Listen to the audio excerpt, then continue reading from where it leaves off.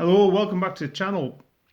So what I'm doing today is a bit of a showcase of where I am with my epic battles, American Civil War, Confederates.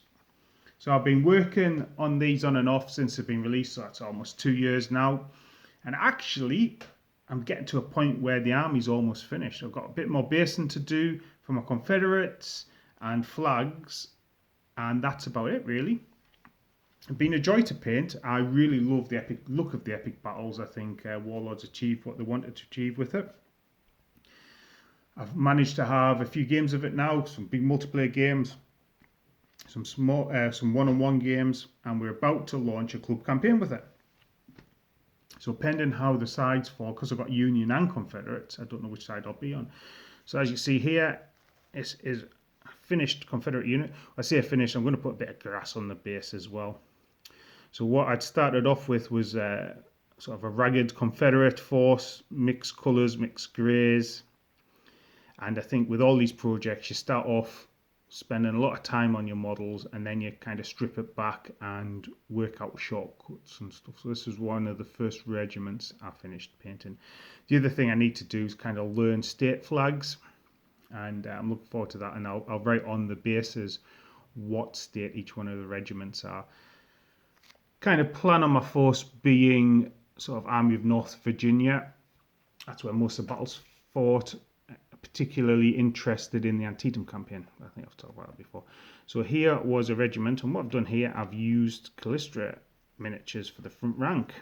I see a wee mounted officer there. I think his sword has broken. Oh dear. I trimmed these down so they're in kepis, and partly because I wanted to represent the Virginia Military Institute. The campaign we're going to be fighting is based in the Shenandoah Valley. So apart from Antietam, the Battle of Newmarket, I think it's Newmarket, and Battle of Lost Shoes anyway, and the invasion of the Shenandoah Valley by the Union in 1864 is a piece of history that really interested me. Also, there was some chatter on YouTube about Confederate regiments not necessarily being as raggedy as you're led to believe. So I have painted a few more, after that video, regiments in more standard uniform colours. So that was that. But it just shows how the Callistra miniatures fit quite well with the Warlord ones.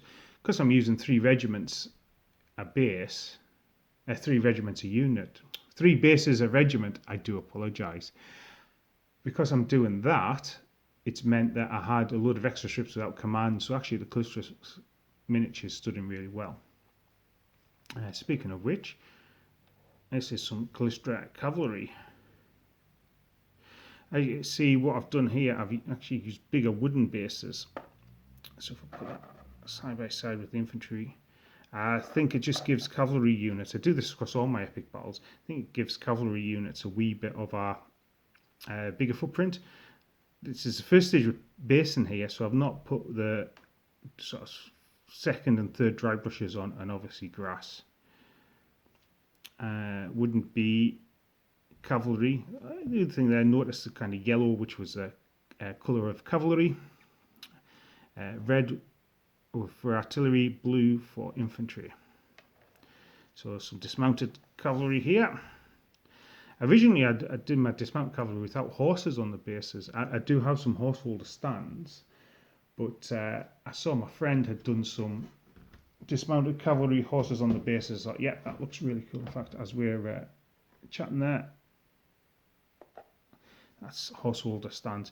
For black powder, you don't need horse holder stands, but I do plan on maybe using these armies in different rule sets, and that's one of the reasons why I've done half bases. So if I'm using a rule set, big base counts as 2, and then as casualties occur, I can swap them out for half bases. That's the plan anyway. But since we're in the club, we're doing a lot of epic battles at the moment. Black powder, so I can't see us playing many of the rule sets, but who knows what the future brings. And again, this comes into a skirmisher base. So what I've done here is made the skirmisher base bigger and deeper. Skirmisher's taken up a bit more space. It also differentiates it between infantry skirmishers and dismounted cavalry. What you might notice here is where I kind of put skirmishers in pairs, because skirmishers would often be trained to fight in pairs. And like the blanket rules there, just a simple painted one colour with a few wee stripes in of another colour just helps it stand out and breaks it up a bit. Now let's come to the artillery. So I've done actually standard. So red is the colour of artillery, that's why there's kind of red on the hats.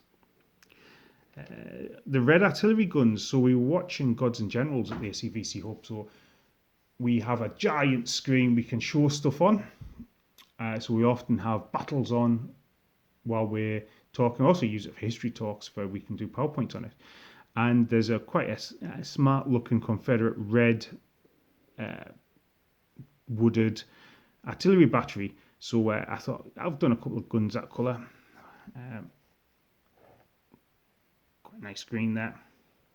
So Warlord artillery and Callisto artillery. You can see there Warlord is a bit chunkier, but actually they're sitting rather well.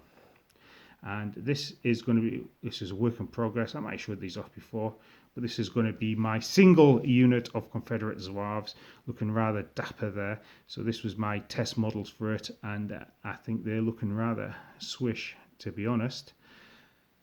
But that gives you a kind of a run through of what I've been doing for my Epic Battles Confederates. And oh yes, our commanders. I'll swap you guys out. So what I'm doing is just mounted the models on tuppence bases, round for brigade commanders, 2 models for brigade commanders, 3 for high-level commanders, so you can tell them apart quite easily. I quite like the round bases being separate from the standard square bases. You can see the difference. In fact, I'm just going to pop this out of the way, and I'm going to pop down the big box itself. So I was using the standard really useful boxes, which I think are 4 litres, and you get an insert in the top. But these projects have grown bigger than this, so let me take the lid off and you can see what I've got here. So top layer, my artillery.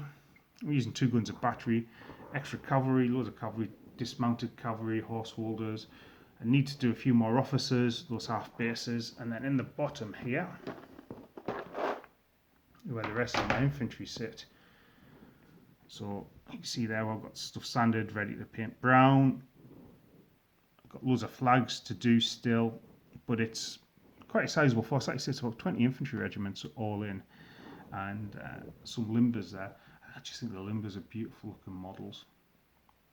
They are Callisto limbers. But anyway, that's my Confederate army. If you've been doing epic battles at Makers of War, let us know how you've been getting on, or even just epic battles in general. But it's been nice talking to you. I hope all the dice that you require to roll 6s do roll 6s. And yeah, stay tuned for more wargaming content. Goodbye.